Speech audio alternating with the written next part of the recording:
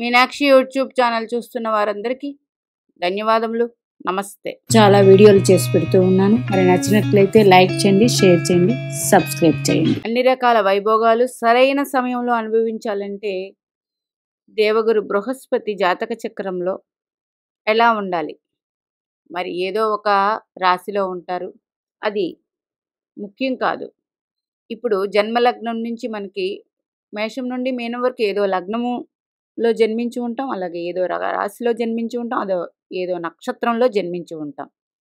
అయితే లగ్నం నుంచి ఈ 12 భావాలకి కారకులు ఉన్నారు, మనకి పరాశర మహర్షి అందించినవి.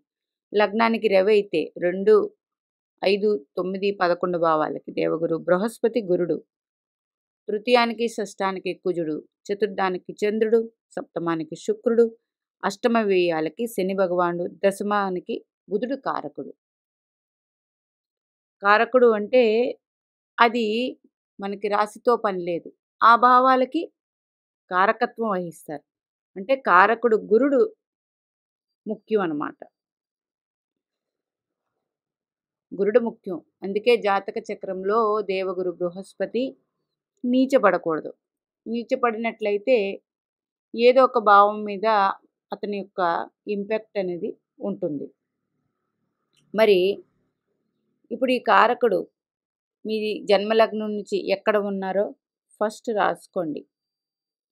ఇప్పుడు ఉదాహరణ జాతక చక్రం తీసుకుందాం. కొంతమందిది బాగుండే వాళ్ళ స్థితి, బాగా లేని వాళ్ళ స్థితి కూడా తీసుకుందాం. బాగుండే వాళ్ళది స్థితి అంటే ఎట్లా జరుగుతుంది ప్రతి ఒక్కరికి మనకి అని తెలుసుకోవాలంటే, ఇప్పుడు లగ్నం అనుకోండి, లగ్న కారకుడు ఎవరు? రవిగ్రహం.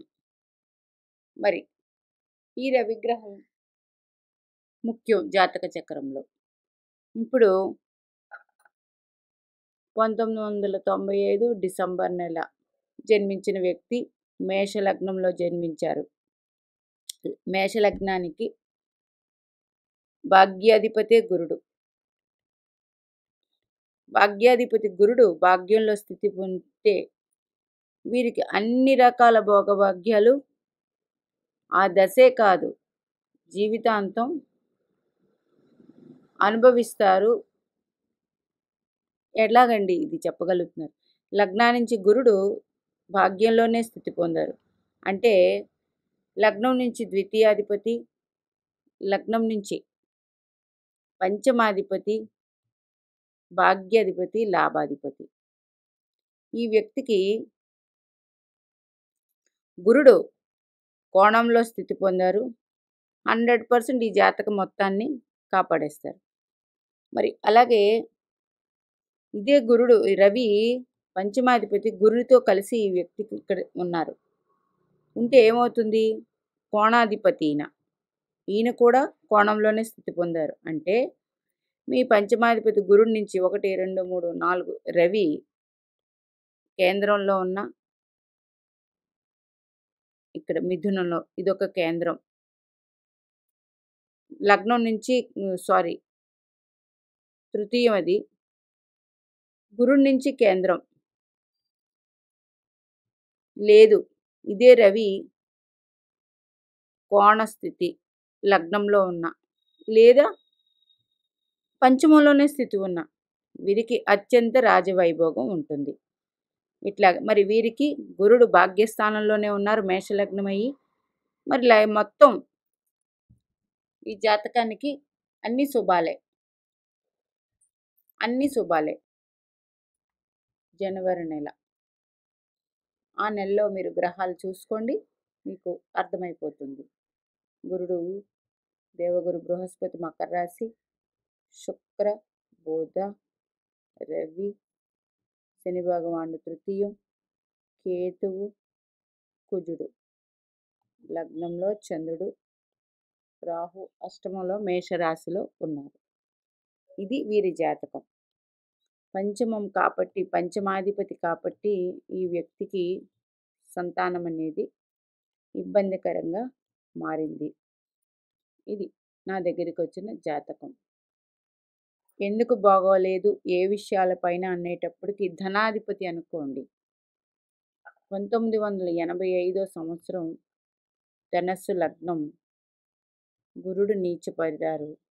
ద్వితీయాధిపతి శని భగవానుడు వృశ్చికంలో ఉన్నారు.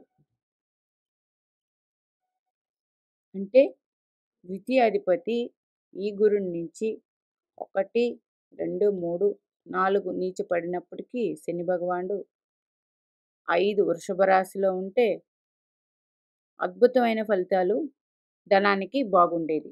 ఈ వ్యక్తి ధనానికి అన్నింటా ఇబ్బందులే. కుటుంబ పరంగా ఏదైతేనేమి ఏమి కావాలో అన్నీ ఇబ్బందులే. మరి ఇదే శని భగవానుడు మళ్ళీ శని భగవానుడు దశ బాగుండాలంటే ధనుసు లగ్నానికి ద్వితీయాధిపతి, తృతీయాధిపతి అయిన శని భగవానుడు వ్యయస్థితి పొందినప్పుడు ఇక్కడ అనురాధ నక్షత్రం ఉంటుంది. ఈ నక్షత్రంలో కానీ ఉంటే 100% శని భగవానుడు రాజయోగాన్ని ఇచ్చేస్తారు. ఈ వ్యక్తి 1985 అక్టోబర్ నెలలో జన్మించారు. ఈ అమ్మాయి గ్రహస్థితి.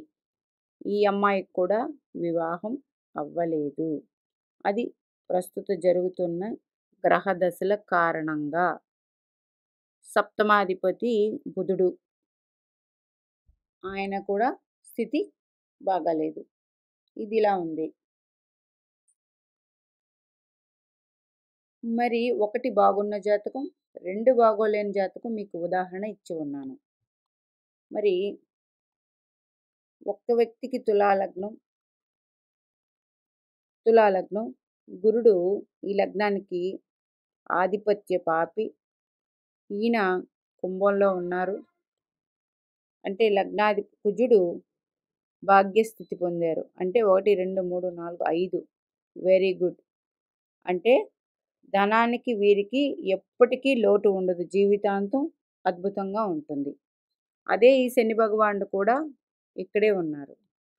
కొన్ని రకాల ఇబ్బందులు ఉన్నప్పటికీ జీవితానికి, వాళ్ళకి సంతానానికి కానీ, ధనానికి కానీ, జీవితానికి కానీ కొన్ని రకాల ఎలాంటి ఇబ్బంది లేదనమాట.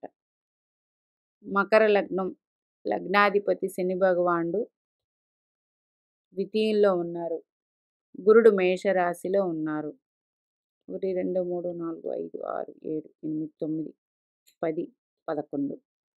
గురుడి నుంచి 11 ద్వితీయాధిపతి లాభస్థితి పొందారు. ఇది కూడా ధనానికి వీరికి ఇబ్బంది అయితే మాత్రం 100% ఉండదు. వీరికి ఎప్పుడు ధనం అనేది వస్తూనే ఉంటుంది. అది లగ్నాధిపతి అయ్యారు. శని అయినప్పుడు వీరికి ఎక్కువగా వారి స్వశక్తి మీద ఆధారపడి సంపాదించిందే మాత్రం ఉంటుంది. ఇట్లాగా తీసుకోండి. ఇప్పుడు ప్రస్తుతం గురు భగవానుడు ఎక్కడున్నారండి? ఇక్కడే శుక్రుడు 2020వ తారీఖు వస్తూ ఉన్నారు. ఇది లగ్నమయ్యి లగ్నాధిపతి గురుడు కలిసి ఉంటే రాజయోగ జాతకం. ఇది 20వ తారీఖు నుంచి ప్రారంభమవుతుంది. ముందు మేషలగ్నమయ్యి లగ్నంలో గురుస్థితి పొందారు. ఈయన భాగ్యాధిపతి. గురుడి నుంచి ద్వితీయాధిపతి శుక్రుడు, గురుడి నుంచి తృతీయాధిపతి శుక్రుడు పోయిన సంవత్సరం ద్వితీయంలో ఉన్న, పంచమంలో ఉన్న, ఇట్లాగా కేంద్ర కోణాల్లో ఉంటే అలాగా జన్మించిన వాళ్ళకి అద్భుతం.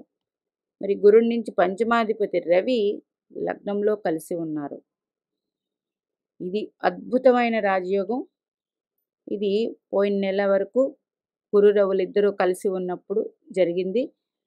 ఇది అద్భుతమైన రాజయోగ దశలు వీళ్ళకి. అంటే జీవితాంతం బాగుంటుంది. ఇలాగ జాతక చక్రం చూడగానే మీ గురుడు ఎక్కడ ఉన్నారో చూసుకోండి ఫస్ట్. అక్కడి నుండి 2, 5, 9 మీ లగ్నానికి భావాధిపతులు మీ గురుడి నుంచి 2లో కానీ, 5లో కానీ, 9లో కానీ, 11లో కానీ స్థితి ఉంటే జాతకం మొత్తం బాగుంది అని అర్థం. 2 అంటే ధనం, 5 అంటే మీ తెలివితేటలు, మీ సంతానం, 9 అంటే మీకు భోగభాగ్యాలు, 11 అంటే మీరు సంపాదించిన లాభాలు, మీరు ఏమేమి పొందాలనుకుంటున్నారో ఆ లాభాలన్నీ. ఏ అధిపతి గురుడి నుంచి కేంద్రంలో ఉన్నారు, కోణంలో ఉన్నారు చూసుకోండి. దాన్ని బట్టి 100% యోగవంతమైన జాతకమని మీకు మీరే తెలుసుకోవచ్చు. మీ గురుడు ఎక్కడున్నారో రాసుకోండి. లగ్నం నుంచి ద్వితీయ పంచమ భాగ్యాధిపతులు, లాభాధిపతులు గురుడి నుంచి కేంద్రాల్లో కోణాల్లో ఉంటే ఇది అద్భుతం. ఇది అద్భుతమైన జాతకం. మీనాక్షిదేవి ఆశీస్సులు మనందరి మీద ఉండాలని కోరుకుంటూ నమస్తే.